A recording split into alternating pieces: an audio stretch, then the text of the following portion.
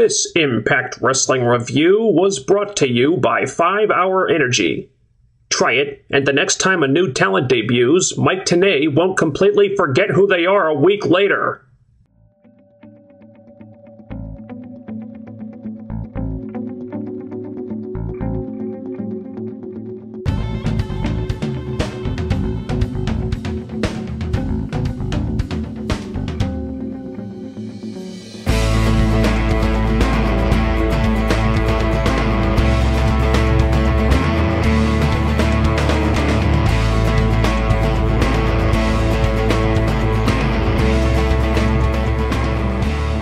Last week I talked about the importance of breaking from formula once in a while so the show doesn't become so cookie-cutter and predictable, which TNA did by starting off with a Monsters Ball instead of a talking segment for a change.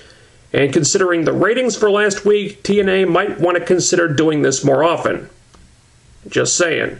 Anywho, we're back to business as usual this week, starting off with a big Team Dixie promo.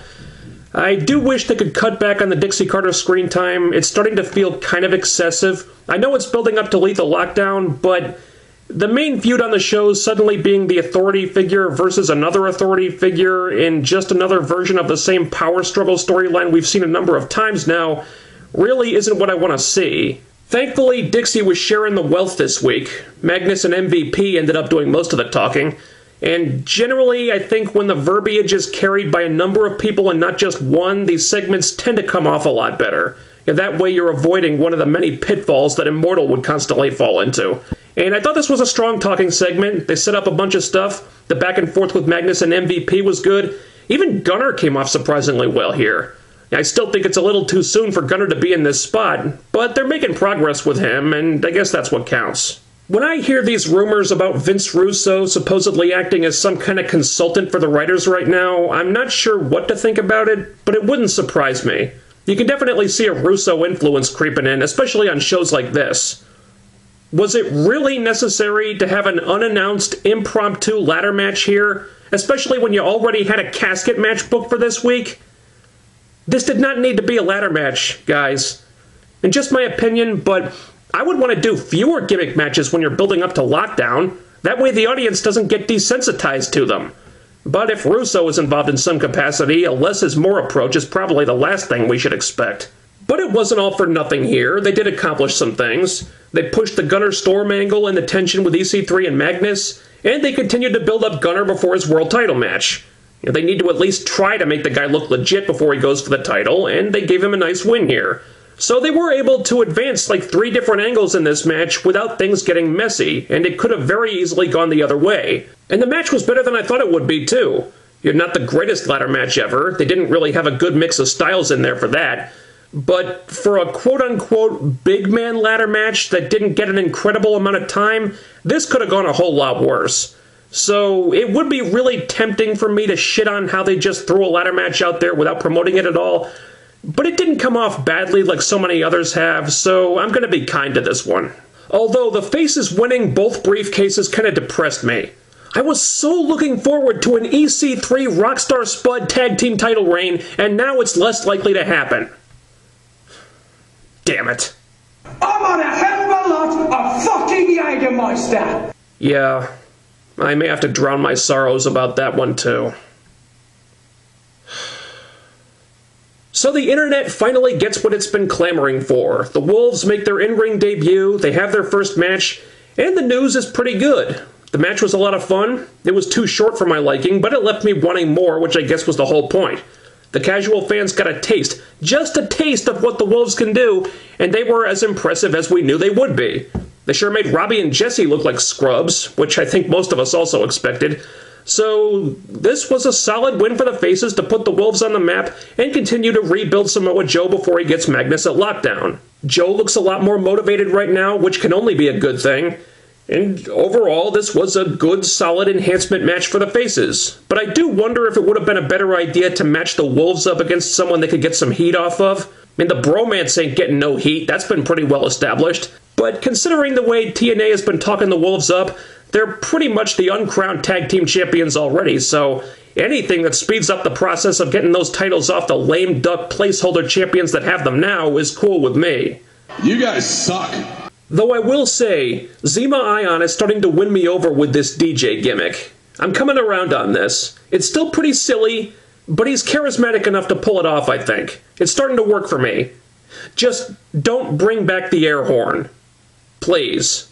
No, no, no. I really did not expect to like this Abyss Eric Young segment. For me, this storyline had been dragged out for so long by this point that there was no saving it, but this kind of surprised me. I liked this a lot more than I thought I would. Maybe it was Abyss just absolutely nailing that promo like he did. Maybe it was because it didn't go quite the way I expected. But either way, after almost 2 years, the Joseph Park Abyss thing has finally turned a corner. They're finally done teasing something that we all knew was going to happen sooner or later. And I think the reason why this angle kind of lost people's interest in the first place is because it took so damn long just to arrive at a foregone conclusion. And what happens next has got to be more interesting just because, well, because I don't know what happens next. And that's a great thing. The predictable way would be for Abyss to be okay about everything and for him and Eric to just continue on as buddies, but that's not what happened here. Instead, Abyss looks like he's having some kind of existential crisis. You know, maybe they're going to feud now, maybe it'll be something else. I don't know, but they've suddenly opened up a lot of new possibilities for this character. I think they finally got Abyss over the hump, and now they can actually progress him, whereas before he had become pretty stagnant for a while. You know, Abyss searching for someone who understands him has me intrigued, and hopefully that will lead to something really cool like the return of James Mitchell, and not something really stupid like the return of Dr. Stevie. Of all the greats I have studied, I assure you I have never heard of that man. Can we please end this practice of heels turning chicken shit at the drop of a hat? This has gotten so old, and I never really liked it to begin with. You have Rockstar Spud talking tough to MVP, acting like he's gonna put MVP in his place. And then when MVP books them in a match, Spud is immediately scared to face him.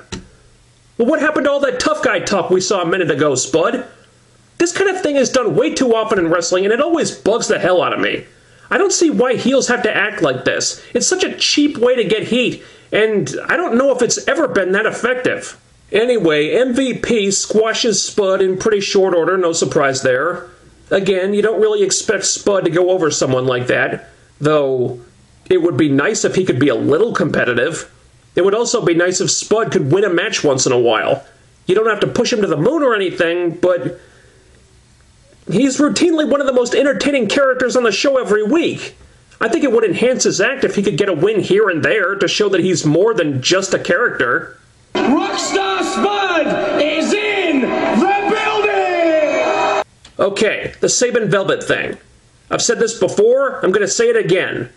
We all know that Spike TV will not allow male-on-female violence to happen on iMPACT.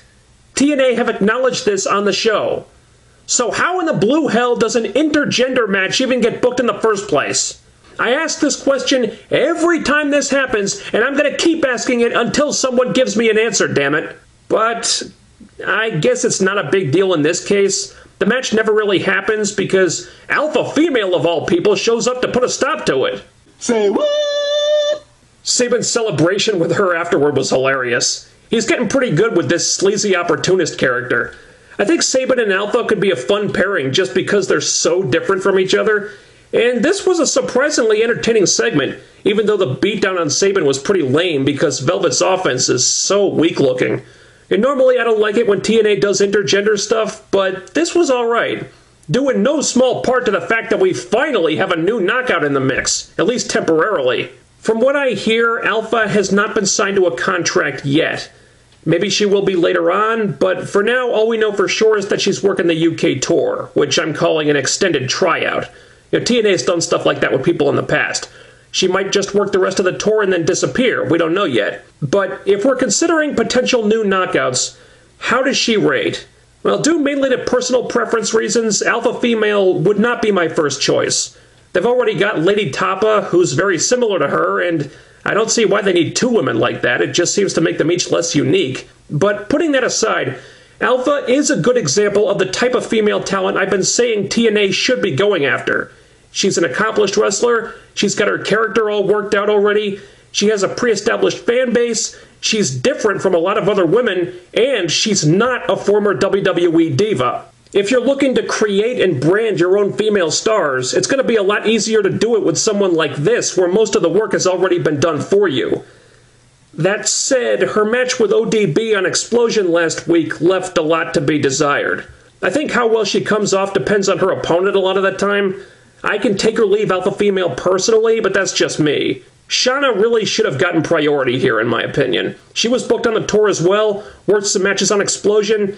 I'm crossing my fingers that they'll make her an offer. So we'll see how that goes. Speaking of Explosion, what was up with Mike Tenay in this segment? Alpha Female debuted on Explosion last week, and he knew who she was then, but a week later she shows up on Impact and he acts like he's never seen her before. What? What's going on here? Does Tenay have amnesia or something? My sources are telling me that he's suffering from a disease known as inflammatory bowel disease, or IBD. Really? Yikes. I didn't know such a thing could cause memory loss. That's pretty weird. With all due respect, he's also suffering from anal bleeding. Ugh. Bad luck, Professor. Bad luck. Even more confusing was this Jeff Hardy video of Jeff walking around a forest in this weird getup, acting like Bray Wyatt if he ate a bunch of mushrooms. Apparently, this Willow persona is a gimmick Hardy uses on the indies. I guess fans of Omega would know better than I do. I'm always a big proponent of stars who can reinvent themselves when need be, and this sure was different, I'll give him that. But I question whether it was a wise move to do this with Jeff Hardy, who's pretty much the most recognizable star on the roster to casual fans. And there's a chance that remaking him into something unfamiliar to those people could end up backfiring. Of course, that goes both ways. It could also bring new interest to his character. We don't know yet. I don't think Jeff Hardy really needed something like this. It feels kind of unnecessary to me. But I am intrigued by it. So I'll give it a shot. If it doesn't work, so be it. Just have him go back to being Jeff Hardy. There shouldn't be any real harm done. I really don't have a lot to say about the Bully Ray Anderson casket match. This feud just never struck a chord with me, but this was a very good main event, even though the coffin looked cheap as hell.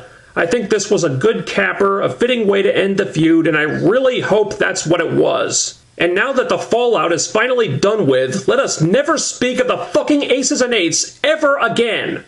In fact, I think it would be a good idea for Bully Ray to just disappear for a while. Let the dust settle, give people a chance to cleanse the palate and forget all about the Aces and Eights crap, then bring him back with a new direction in like a couple of months, maybe around Slammiversary. Another pretty good solid Impact this week. I don't have any major complaints, but there is something that's bothering me. You're in England. This is the real meaty part of the UK tour.